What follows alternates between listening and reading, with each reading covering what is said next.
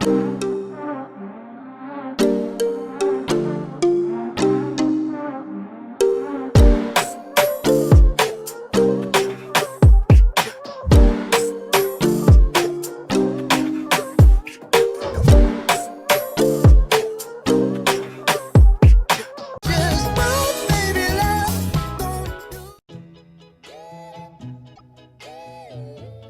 guys, what's up? Welcome back to my YouTube channel. So for today's video is we're gonna do some DIY air dry clay with the materials that you already have at home, and also I'm gonna share to you some air dry clay projects that you can do also by yourself. So if you haven't subscribed yet to my channel, click the subscribe button down below and hit the notification bell button so you won't miss any of my videos.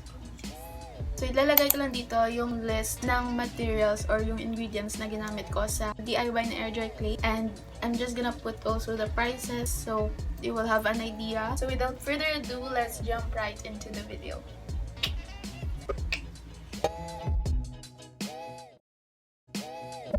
So for this DIY air dry clays, you will need a baking soda, cornstarch, and any brand will do, and some water. So we will also need some measuring cups, yung 1 cup, 1/2 cup, and 1/4 cup, and also whisk or any na mix ng mga ingredients, and a airtight Tupperware or container. So first thing you will do is you will measure about 1 cup of baking soda and then about 1/2 cup of cornstarch, but here ginamit ko lang is 1/4 cup, and huwag niyo kang gayahin. And then you will add about 3/4 cup of water, and after that is you will whisk them all, or if you don't have a whisk at home, you can use spoon, pwede na yon, and then mix it well until wala ng lumps na makikita sa mixture.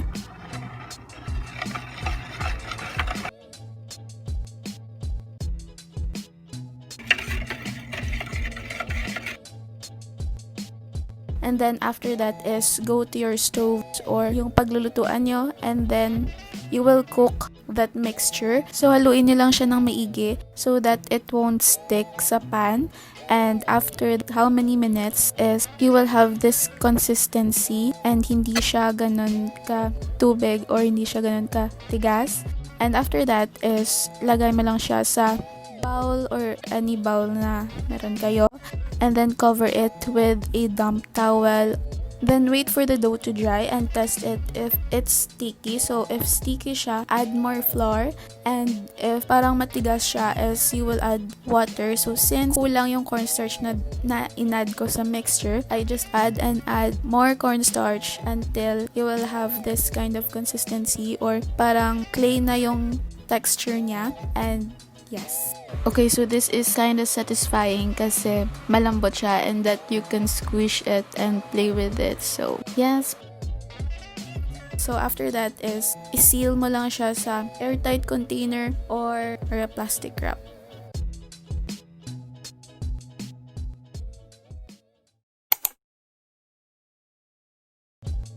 So for this first air dry clay DIY is I'm gonna make a keychain. So just get a small amount of clay and then roll it into a ball, and then after that is if I flatten out mo lang siya, and this is how it looks like. And then make a hole so that you can insert a keychain rings or some ribbons.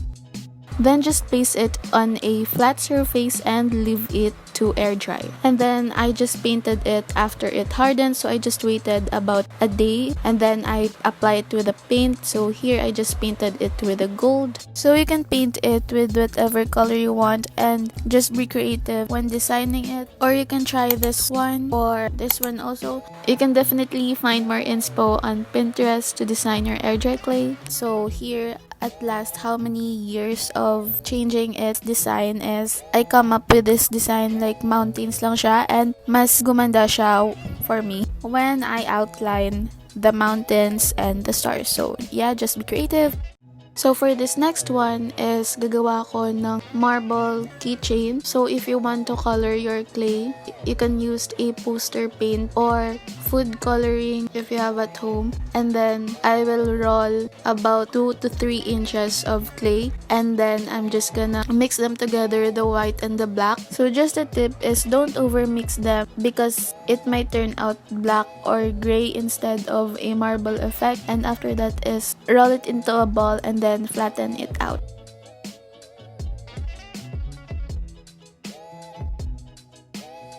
And don't forget to make a hole so that you can attach it into your keys. And here just decided to cut it into a rectangle shape.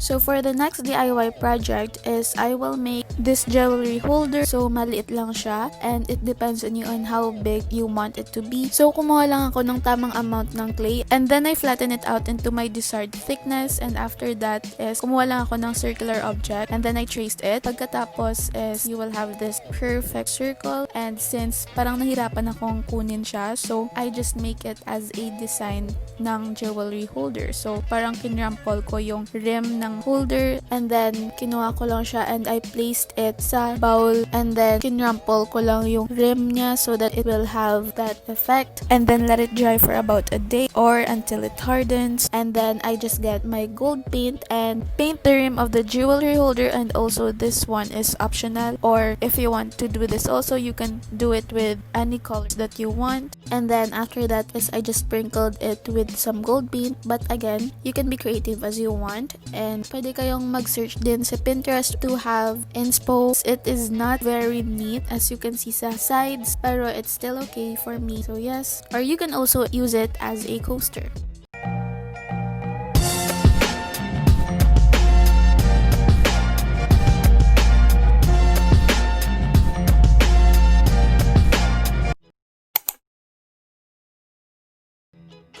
So for this next DIY is I'm just gonna make a plant holder. So kumuha lang ako ng amount of clay and then I just covered in a plastic wrap yung natira na mga clay. And then again, I'm just gonna use this. And then I saw this paglagyan ng toothpaste and I just used its cover so that I will have a mark of the base of the plant holder, and then I just cut straight lines on the side so that it will serve as the sides of the plant holder.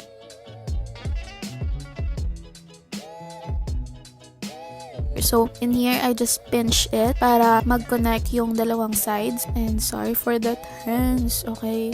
Sign of hard work, okay? And then I just decided na lalagyan ko siya ng parang paa niya, pero it still depends on you. And then I'm just gonna flatten it out para pantay sila. And to attach it naman is just use a small amount of water and lagay mo lang siya doon sa mini feet ng holder, and then stick mo lang siya sa plant holder. And then after that is just gonna wait for a day and that it will harden. So if may mga gaps or like if may mga imperfections na hindi nyo gusto, is just cover it with the clay and then just put a little amount of water. So you can be creative as you want, and you can paint it with, again, with whatever color you want, and you can also leave it as it is.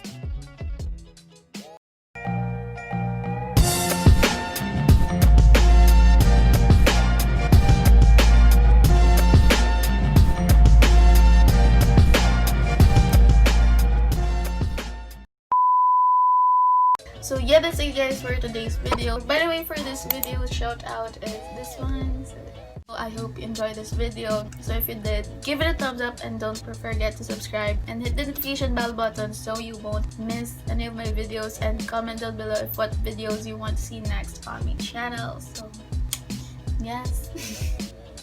Thank you so much guys for watching. Bye guys.